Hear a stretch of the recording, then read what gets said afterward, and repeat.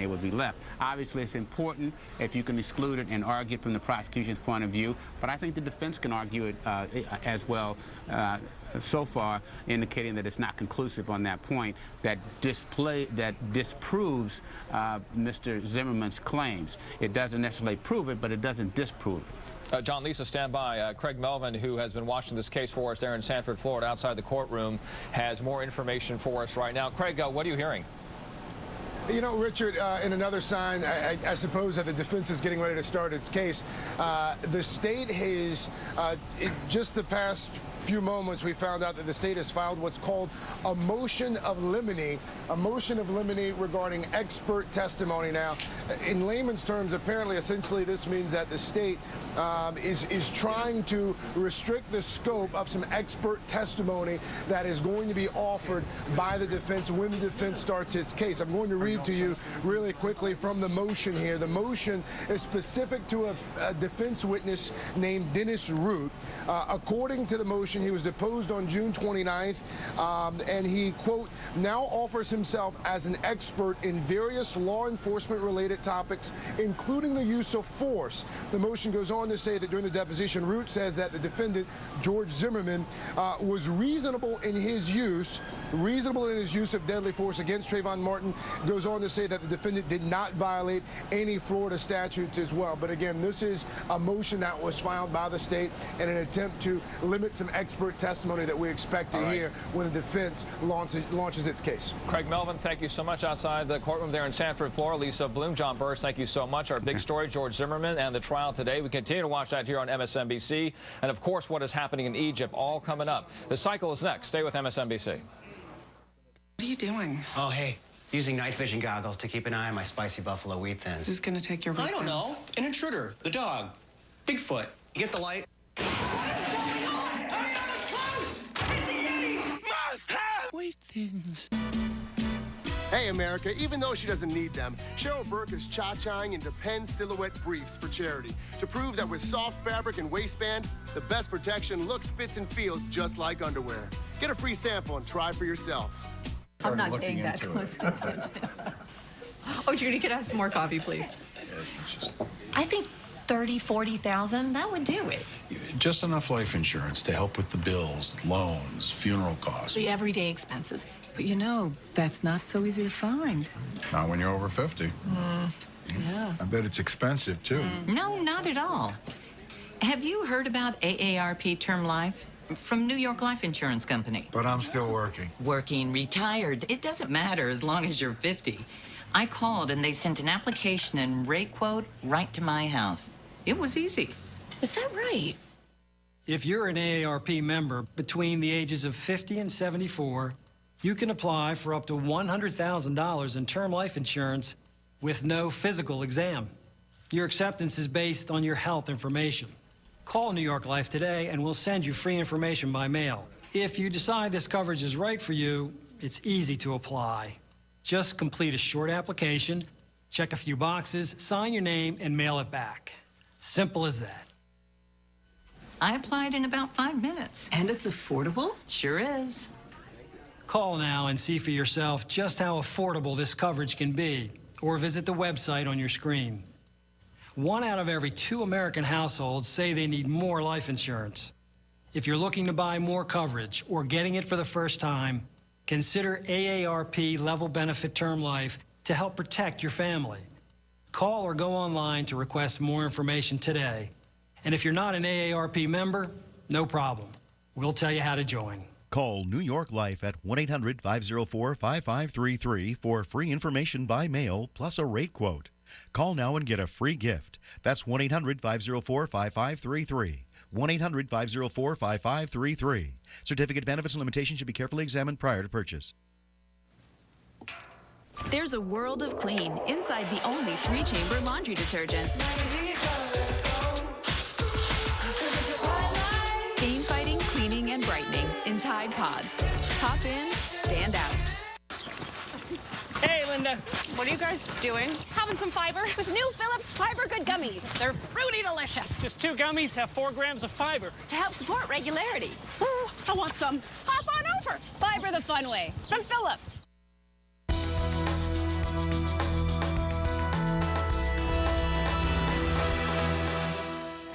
Breaking news right now in the cycle, day 8 of testimony in the George Zimmerman trial, and this is going to be a long one. The prosecution tells the judge they plan to rest today. Will we hear from the parents of Trayvon Martin? Also breaking news from Cairo, night falls and tensions rise among the Egyptian people. Army tanks join protesters in Tahrir Square. The Muslim Brotherhood claims a military coup is underway. We're live there this hour. But we begin inside the most watched courtroom in America right now. A crime lab analyst is testifying about DNA from both Trayvon Martin and George Zimmerman. Let's listen in. And back of the outside surface. And then you said you're also tell us about this, what you're doing here in the cuffs? The same thing. It was all collected with one swab, the cuff area to here. Okay. And there was nothing foreign to Trayvon Martin. In other words, you didn't find another person's DNA on those, either one of those. Correct. Thank you, Mayor. Mayor, take it back.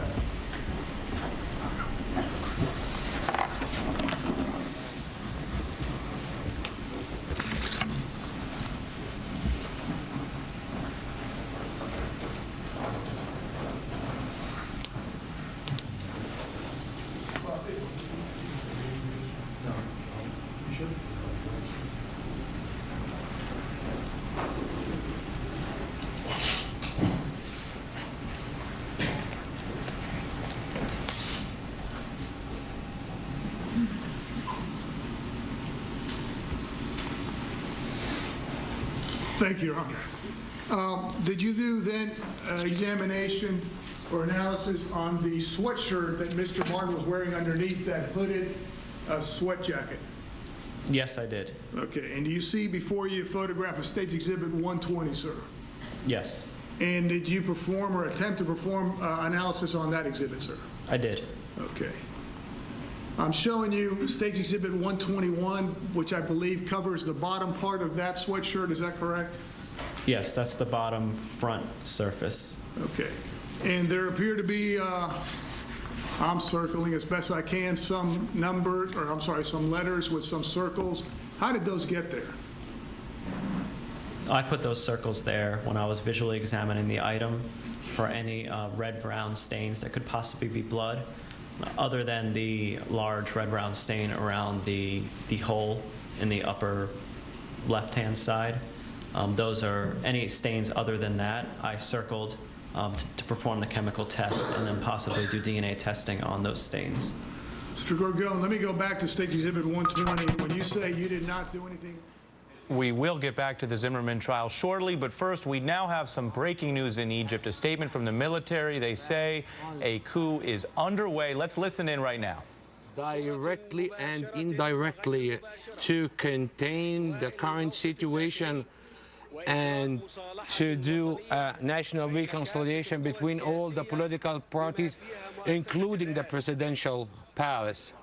Since last November 2012, has called a clear national conversation between all parties, and it was rejected by the presidential palace. And ever since, a lot of calls and initiatives has created ever since. As the armed forces has presented more than one time, offer a strategic solution on the inside and outside level, included all the country challenges that Egypt has faced on the national security and the economy and the social level. And the vision of the armed forces as a national organization to contain the situation and to find out the reason of the problems and to avoid all the problems and to exit the problem. And during this current crisis, the leadership of the armed forces has met with the president in the presidential palace in Qubba, as the armed forces has offered and what's going on, and as the armed forces has rejected all the threats to the Egyptian people. Hope was there for a national unity and to issue a future roadmap to all Egyptians and to stability for this great nation. What can achieve to all Egyptians. But the president's speech yesterday and before the 48 hours deadlines, the speech has came in violation with the people's demands, which has allowed the armed forces, and based on its responsibility and national history, to negotiate with all the political parties and with the youth without any party. We all agree on a future roadmap that contains steps to all Egyptians and a strong community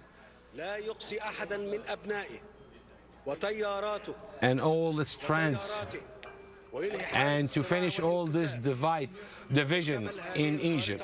And this plan has all the following. First of all, suspension of the constitutional.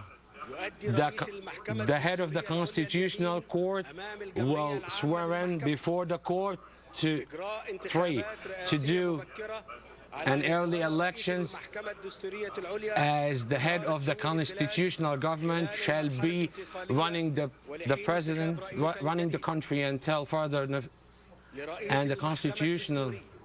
And the head of the Constitutional Court has the right to issue any constitutional amendments, forming a new government, and has all authority to run the current time, forming a committee that will include everyone to review the constitutional amendments on the constitution that is suspended for now, calling upon the Constitutional Court to confirm a new parliament elections and to start process for a parliament election, putting an announcement for freedom of the speech, freedom of media, and to achieve credibility to everyone, and to achieve the national interest for everyone, taking the necessary steps to allow youth into the Egyptian government to share the responsibility and to take place, forming a national committee, a reconciled national committee that has a credibility and acceptance between all the Egyptians and representing all the Egyptian people. And the armed forces has disappeared. We urge everybody to peacefully protest and to avoid violence that might lead to more violence and more bloodshed. And the armed forces is warning that will defeat strongly and decisively against anyone who get out of peaceful protest, and based on the law and based on its responsibility and historic responsibility. The armed forces is saluting to all the people of the armed forces, and to the police, and to the judges, and to everyone who has a role in Egypt to protect and the Egypt security and safety. May God protect Egypt, and it's a great nation, and peace upon everyone.